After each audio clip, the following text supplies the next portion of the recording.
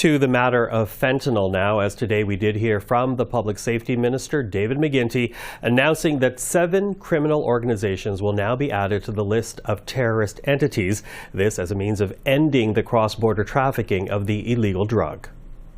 Transnational criminal organizations, including cartels, play a leading role in the production and distribution of fentanyl throughout Canada.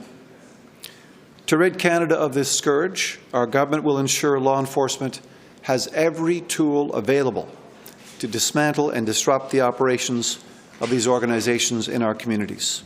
To speak plainly, we are moving aggressively, using every tool in our toolbox to take the profit out of drug trafficking. Now, today's announcement is just the latest response from Ottawa to answer criticism from the U.S. President. Donald Trump threatening to impose a 25% tariff on Canadian goods unless he sees significant action on the flow of illegal drugs and migrants crossing from Canada into the United States.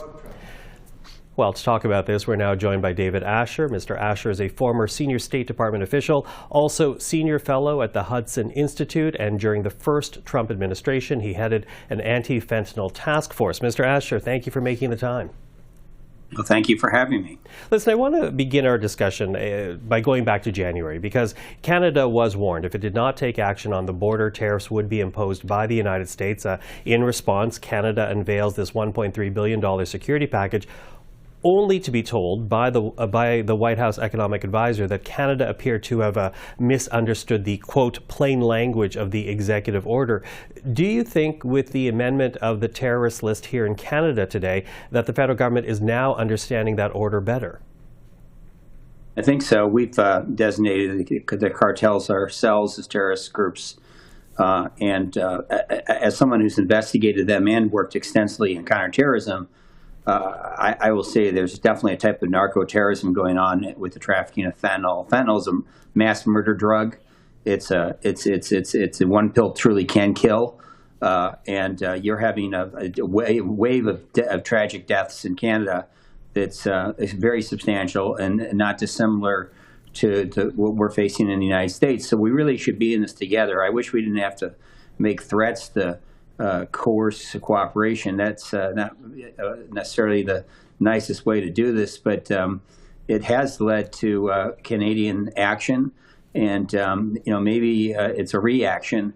But frankly, I see it as in your interest to take these steps just as much as our interest, and that we should form a task force together to target the Mexican cartels and their Chinese trafficking and money laundering partners decisively and incisively.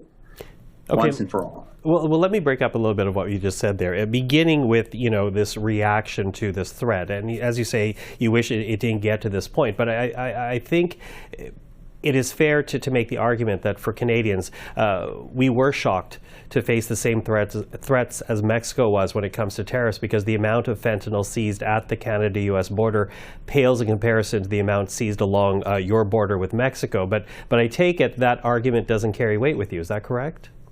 No, because we don't actually enforce our border like we do with Mexico. I mean, and we know, and I say we, having worked with DEA for 25 years of my life, that we're seeing seizures in the Pacific Northwest, United States, of fentanyl that's coming out of Canada.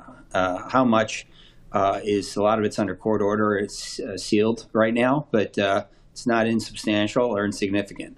It's an emerging trend.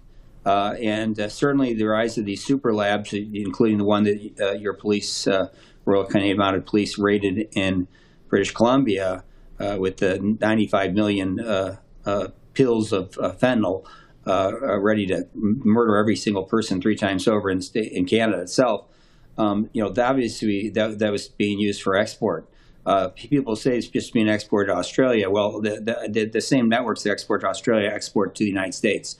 So I think that there is information that President Trump has, and I would assume that your Prime Minister has, your Public Security Ministry has, that it's not public, that it is indicative of a widening crisis and trend that we should be worried about. A lot of fentanyl gets shipped to the Pacific Northwest through Vancouver. from Mexico. So they move the fentanyl in ships from Mexico up to Canada, and then they send it down to, let's say, Portland or to Seattle. There's almost no effort to inspect those ships in Canada. We know it's happening. How much? It's a hell of a lot more than you've seized at the border. I can tell you that. Mm-hmm. You know, it's interesting. You say there are figures that are not public, but you know, we have heard from the RCMP in this country, and they say the National Police Force says that Canada is not dumping massive amounts to the United States when it comes to fentanyl. How do you circle that square? Well, I don't know if it's massive amounts, but again, this is a drug where, I've already said one pill can't kill. Just the 43 kilograms is enough to kill an enormous number of people. I hope you know that. You talk about that being insignificant. Certainly compared to what's coming southward, it's insignificant sounding. But again, we're not inspecting a lot of the modes of transport from Mexico to Canada to the United States that seems to be responsible for this trafficking. So I would say that your police don't know what the numbers are.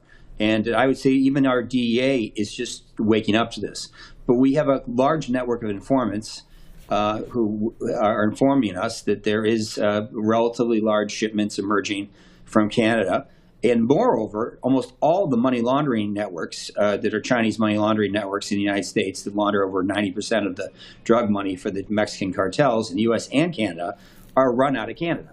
So, drug trafficking doesn't work without money laundering. I know that President Trump is more than aware of the money laundering issue in China, with Chinese money laundering organizations in Canada. I can say definitively, having seen the evidence and having been part of prosecutions, that the major Chinese money laundering networks in North America are based in Toronto and British Columbia. Okay, so therefore, again, Canada has announced $1.3 billion in security. It's appointed a fentanyl czar. They've now added these criminal organizations to the terrorist list. But by what you're saying, with money laundering as well as the ports, would you say that there's still work for Canada to do to avoid these 25% tariffs? You had an enormous commission called the Cullen Commission in Vancouver, British Columbia. It investigated money laundering in different forms, mostly casino-based money laundering, but all of it tied to Chinese money laundering organizations. And you've done absolutely nothing to implement the findings of that report that I'm aware of. I mean, so again, you can't traffic drugs successfully without laundering the money. So, at the end of the day, Canada is the main responsible party for enforcing its laws cooperatively with the United States against these Chinese money laundering networks, which reside primarily in Canada. Not that they don't have a base in the United States, but when we run the phones for these drug traffickers, we see them calling up to Canada, and then we have this huge problem of disclosure under your law, where if we're targeting a phone number in Canada, the defense of the targeted party can be informed that we're targeting them. Now, with this terrorist designation, that's going to change, because on terrorism, we don't have to inform anybody. It's all classified. And I think that's going to improve cooperation with Canada and the U.S. together a great deal. And so I'm actually quite optimistic. Well, Mr. Asher, it's good to get your expertise on this. Thank you for this. Appreciate the time. Thank you very much. Have a good day. You too.